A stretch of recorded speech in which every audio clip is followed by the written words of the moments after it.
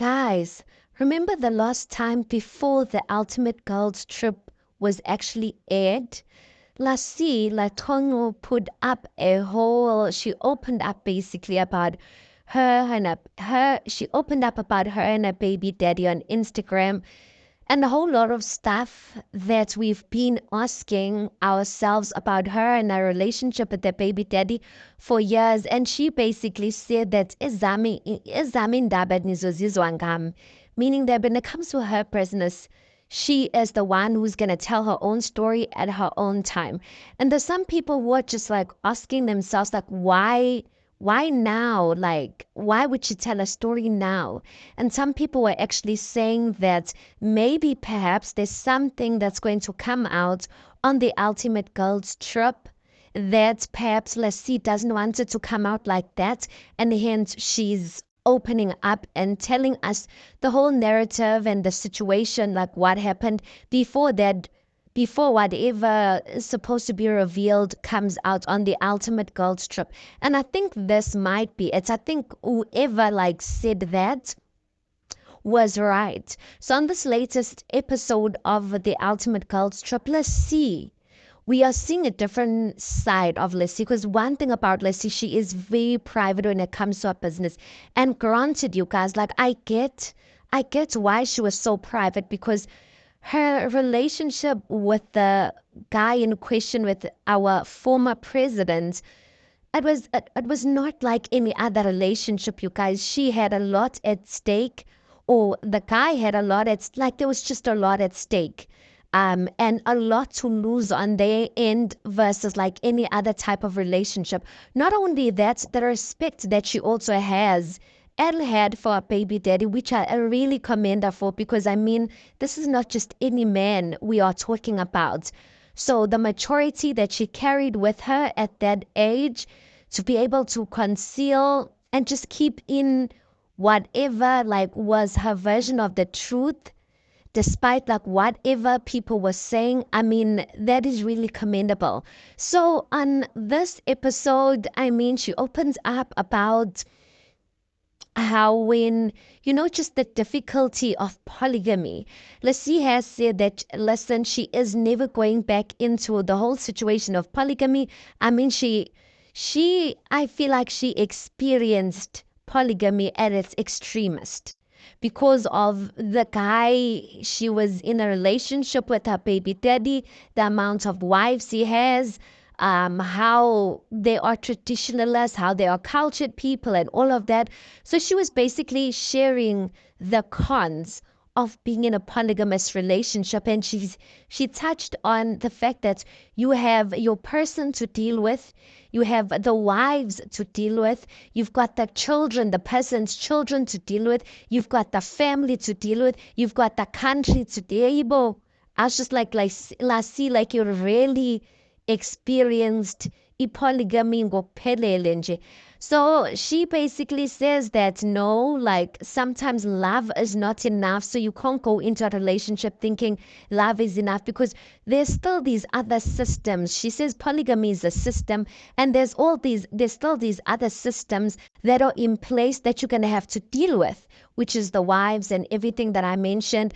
She also touched on something which I found was so interesting, you guys, of how she says that men, because obviously people know that she was dating our former president, she has a child with him.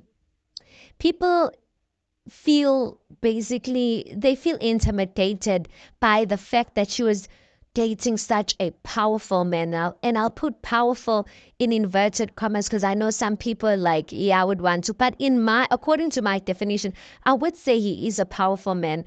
So she says that even if people are well off in their respective fields, somehow they still feel intimidated when they're in a relation, not when they're in a relationship, when they're asking her out because of her past.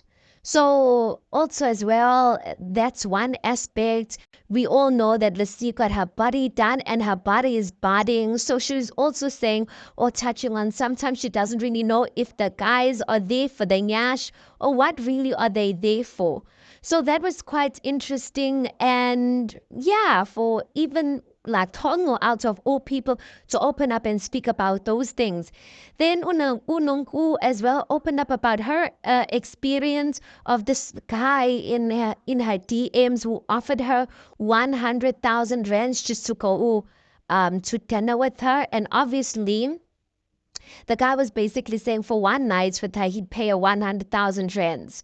And she was just basically speaking about how she, as a woman, can never find herself, or it's difficult for her to be intimate with a man to that extent, whereas she does not have feelings for him.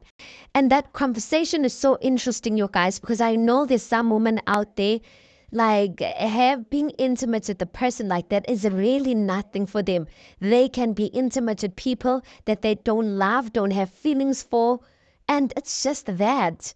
And for me, it's bizarre, it's crazy because I agree with Nonko. Like, I just don't see myself going to that extent with someone that I don't have feelings with. But for some people, there's some people like really, it's enjoyment for that time, not only enjoyment for other people, it's the benefits that they are getting out of it. Okay, and then the first half of this episode was all about love, you guys. And then there's a scene where Crystal basically is speaking to Mel, and they are speaking about their love life as well. Crystal opens up about, her ex-husband or ex-boyfriend, of how much they love one another and they loved one another. And he decided to leave the country to go and open up a restaurant. I think she said in Zanzibar, something like that. I can't remember. He told us 7 days before leaving that he is basically upping, like he's gonna up his life and leave. And I'm just like, how cruel is that, man? Like, did he even, like, it's bizarre for me for the fact that Crystal's even saying that they love one another. How can a person say they love you and tell you 7 days before they leave that they're leaving? Like, that means this person, like, mentally, the attachment is not that strong enough for them not to even respect you to the point of at least letting you know in advance, because it can't be that this person only knew 7 days that they were going to buy a bar or something like that. That if they even found out, Skadi, last minute that they wanted to buy a bar, that was even worse. Or that's even worse, because that means they made a decision without even considering how that's going to affect you. But Crystal still says that it's like they are a magnetic force. They're always, even though the guy is dating his own people, she's dating her own people, they always somehow find one another, like getting back to one another.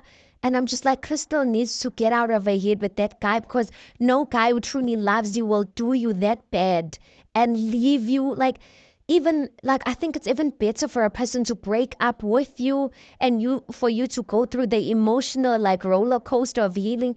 But you guys were married and you guys were okay, and the person just left like that. That is traumatic. And for you to still say that person loved you, no, that person did not love you. And then Mel also opens up about how she did not believe in love. She was basically just tired. And she had all of these men that were like, pursuing her and willing to do these great things for her. And it would get her emotional, because she'd ask herself, like, what really is wrong with me? Like, these guys are like jumping hula whoops for me, and still like I'm still not there emotionally with them, up until she met her now husband Piet. And she says that she didn't know that this is what real love is like. So I guess maybe that kinda explains why Mel is so attached to her husband, because maybe that's the first time she actually experienced love. Maybe he was the first man who actually showed her what love is really like. Okay, and that was basically a summary of the whole lovey-dovey talk and all of that. But one thing you must know about these ladies, like, an episode cannot go by and it's all mushy and sweet and all of that. There has to be the drama somewhere. So eventually, guys, these women got into like a big fight, all of them. Obviously this whole thing of the grouping of Mel and Crystal, and in the other groups and all of that. So it eventually got to a place where everyone was like tired of it. I myself was getting tired of it, because guys, like, If you're a normal human being, everyone gets tired of drama. Especially, you're not going to leave your own country. You left your family, you left everyone to be with a bunch of strangers, because they are strangers, to be with a bunch of strangers that you're getting to know. And it's just drama each and every day. That's emotionally taxing. So yeah, Liz even got to a point where she was even crying because she was just like, you know what, guys, I'm gonna leave because I can't do this for the next 2 weeks where every day it's just, yeah, like fights, like Nonku ended up calling Mel a bee, like Mel, like calling the ladies grannies, like it was just like a whole, yeah, it was just getting out of control. And then the savior of the day, LaConco basically has been playing savior for the long, from episode one. So, and it seems like she is Vela, the only lady that the ladies actually listen to. So she eventually like got everyone together to talk and, to talk their problems off. But Mel is just convinced that Bev is the one who's basically, she's the one who created this whole smear campaign about her, and Bev is the ringleader. Bev and the Tabo are the ringleaders, and they really don't like her, and they're the ones influencing everyone else, and all of that. And I'm just like, oh, I don't know what to say because Mel called Ubev Mam Shumayel. And I'm just like, I think Mel doesn't get it. The fact that a person gets to post a quote doesn't necessarily mean that they have reached the state or the standard of living out their quote, but it means that that's something that they want to attain or get to. But Mel, I guess there was like, I mean, guys, Mel's one is a bit sensitive because this is Mel's life we're talking about. And I guess some of the things really got to her, and that's the reason why she's been isolating herself. But that whole thing of recording people, no, Mel, like still wrong, you know? So yeah, like I think she was really hurt by that, but everyone's feelings were hurt. And then when LaConco called the ladies together, they ended up apologizing to one another, blah, blah, blah, blah. But I'm just like, these apologies are just for the sake of maturity. Letabo said something. Letabo said, I hear those stories, but the actions will really be the ones that will tell whether the person really meant the sorry or not. And I agree with that because according to me, I just don't like, there's just so much that has been said. I just don't see it like just going away just by one simple sorry. But we'll see as, time goes by. But after, Lassie tried to like calm the ladies down. It did seem like people were laughing and people's guards were like down for a bit and all of that.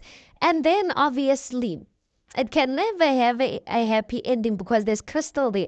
Crystal now wants to make, Crystal, one thing about her, she loves attention and she loves being the center of attention.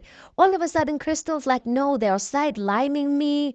They like, why didn't I get an apology? I don't get to speak about my side of stuff and all that. There was a seed, you guys, where Crystal was speaking about like what? Because Lassie asked everyone to basically speak about the benefits of being on the Real Housewives franchise and what it has actually done for you.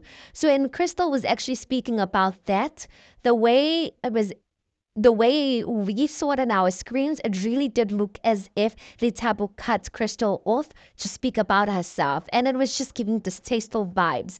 But that's one I really don't even want to comment on it that much because I really don't know if really it went down like that or if they actually edited it in that way. But Crystal actually says that Letabo actually cut her off, and Crystal was just like not happy about that. And I'm like, Crystal, for once, can you just, I don't know. I don't know, guys. But that is the summary of the last episode or the latest episode of The Real Housewives or the Ultimate Girls Trip in Jamaica. Next week we'll see what's what. It really does seem as if the white girls are hitting it off. Like I really want these ladies to get along, you guys, because one thing I don't like, all of these women are really doing well for themselves in their respective fields. I feel like there's no reason for them to be fighting ingati babanga something, ingati like there's something that they are competing for. There is space for all of them, you know. So I don't really get why they just can't really get along. And I really want that for them. Anyway, guys, tell me, what did you think of the latest episode of the Ultimate Girls Trip? Please do make sure that you like the video. Please do subscribe. It is absolutely for free of charge. And I'll see you in the next one.